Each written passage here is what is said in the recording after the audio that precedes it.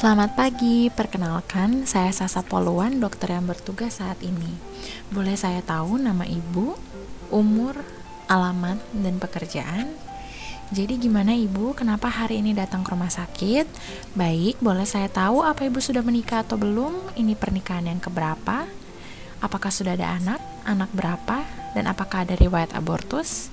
Bagaimana dengan riwayat ANC? Ada suntik TT di mana? Berapa kali? Dan apakah ada riwayat penggunaan kontrasepsi? Dengan kondisi hamil sekarang bagaimana ibu? Apakah gerakan janin aktif? Apakah ada kenaikan berat badan? Berapa? Dan apa sering merasakan kontraksi yang kuat akhir-akhir ini? Atau ada keluar lendir atau darah dari jalan lahir? Baik, apakah ada riwayat penyakit kronis seperti hipertensi, kencing manis, atau tiroid pada ibu dan keluarga? Baik, Ibu, dan selanjutnya saya akan menggunakan rumus Nagel untuk menentukan usia kehamilan, di mana hari ditambah 7, bulan dikurang 3, dan tahun ditambah 1. Baik Ibu, saat ini saya akan melakukan pemeriksaan dengan mengukur tinggi badan dan berat badan, dan mencek tanda-tanda vital Ibu. Dan mungkin saat pemeriksaan nanti Ibu akan merasa kurang nyaman, tapi Ibu tidak perlu khawatir, ini tidak membahayakan bayi yang dalam kandungan. Apakah Ibu setuju? Baik, terima kasih. Baik, pertama-tama Ibu silakan mengosongkan kandung kemih sambil saya akan menyiapkan alat-alat yang dibutuhkan. Lalu setelah itu persilakan Ibu untuk berbaring terlentang, tutup paha dan kaki Ibu dengan kain yang telah disediakan. Lalu pemeriksa mencuci tangan menggunakan metode 6 langkah WHO.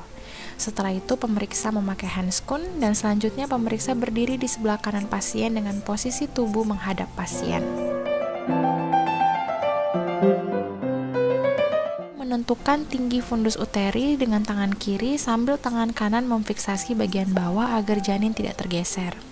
Lalu letakkan ujung telapak tangan kiri dan kanan pada fundus uteri dan tekan secara lembut dan geser telapak tangan kiri dan kanan secara bergantian untuk menentukan posisi bayi. Jika bokong maka akan teraba lunak, tidak bulat dan tidak melenting. Lalu ukur tinggi fundus uteri menggunakan meteran dari atas pubik simfisi sampai setinggi fundus uteri, lalu ukur lingkaran perut pasien dalam sentimeter.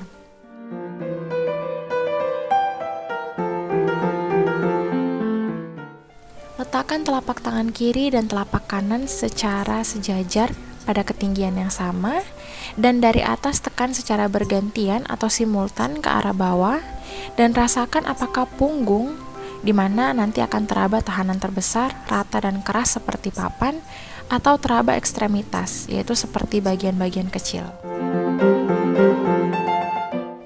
Kemudian untuk menentukan bagian terbawah janin, apakah presentasi kepala di mana teraba bulat, melenting, dan keras, ataukah apakah janin sudah masuk ke pintu atas panggul dengan menggoyangkan bagian terbawah janin. Jika melayang berarti belum masuk pintu atas panggul, jika terfiksasi berarti sudah masuk ke pintu atas panggul. Dan pemeriksa menghadap ke arah kaki pasien, temukan kedua ibu jari kiri dan kanan dan perhatikan sudut yang dibentuk apakah konvergen, yang berarti belum masuk pintu atas panggul, atau divergen, yang berarti sudah masuk pintu atas panggul. Lalu tentukan seberapa jauh bagian terbawah janin masuk di pintu atas panggul dengan metode perlimaan.